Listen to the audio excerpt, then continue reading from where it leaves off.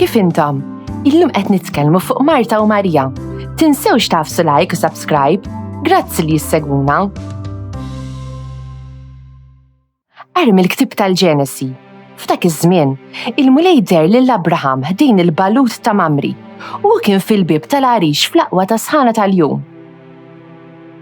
U rafa' għajnehu ħares u ra 3 irġiel weqfin qudiemu u malli rahom mar jiġri jilqagħhom mill-bib tal-għarix u nxteħet wiċċu fl-art qudiemhom u qal: Sidi, jekk jien sibt ħniena f'għajnejk, tibqax għaddej minn quddiem il-qaddej tiegħek?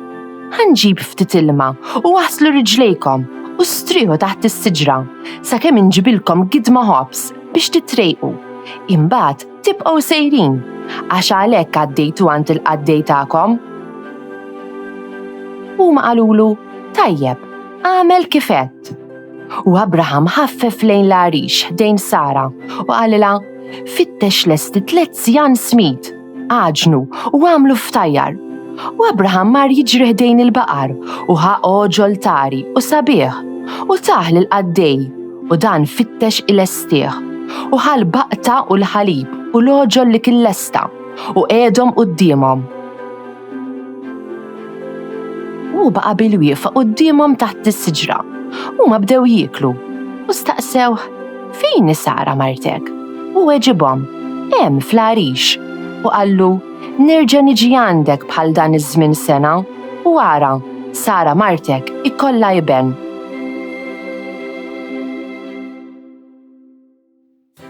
Mulej, min jgħammar fid-dar tiegħek?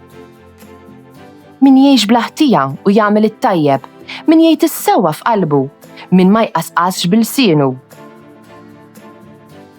Mulej, min jgħammar fid-dar tiegħek?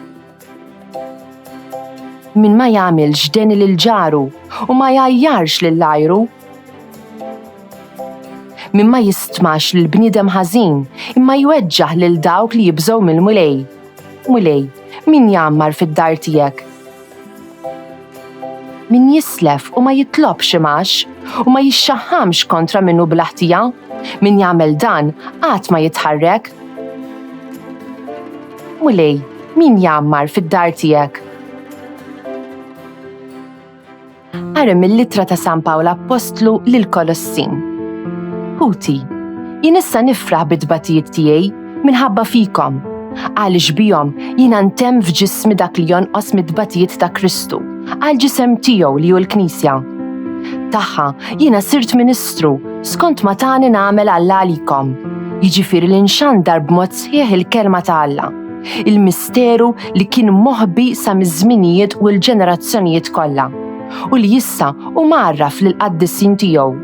Lil dawn Alla rid jarrafhom kemm huwa kbir l-għana tal-glorja ta' dan il-misteru fost il-pagani, Kristu u fikom, it-tama tal-glorja tagħkom.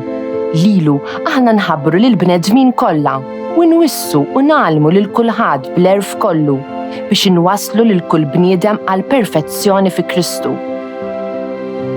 Alleluja, alleluja.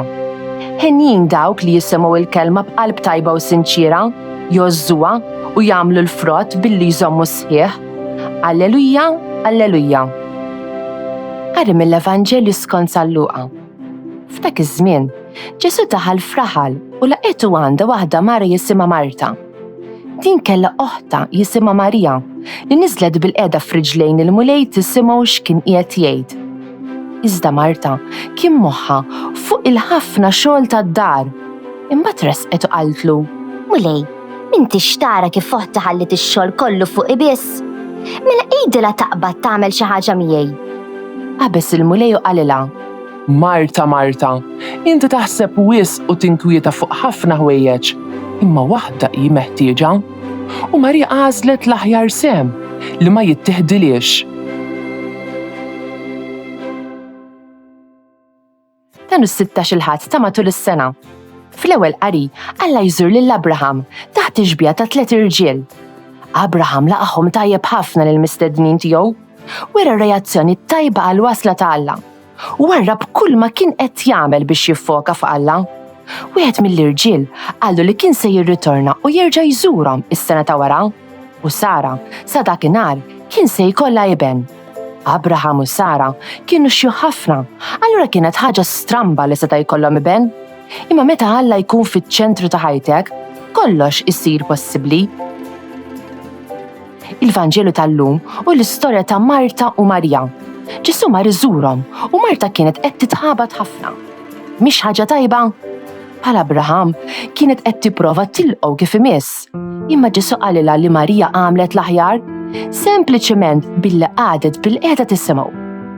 Marta kienet tħossha anzjuża dwar ħafna ħwejjeġ waqt li Marija kienet iffukata fuq Kristu. Faċilment ninkwetaw u ninsew x'inhu l-importanti, ngħidu aħna f'ġurnata tal-iskola ikollok tqum kmieni, imbagħad tipprova tasal l-iskola fil-ħin u imbagħad ikollok ħafna lezzjonijiet. Forsi tinkwieta li ħajkun hemm min ma jilqekx jew min ma jridekx miegħu. Forsi mbeżza mix-xogħol li se jagħtukom għad-dar jew mit-testijiet. Ħajjitna mhix l-iskola jew ix-xogħol, u meta ninkwetaw dwar il-ħwejjeġ żgħar kollha f'ħajjitna, nkunu aljenati minn dik il-ħaġa waħda li tassew tiswa. Alla, Abraham u Marija kienu ffukati fuq Alla.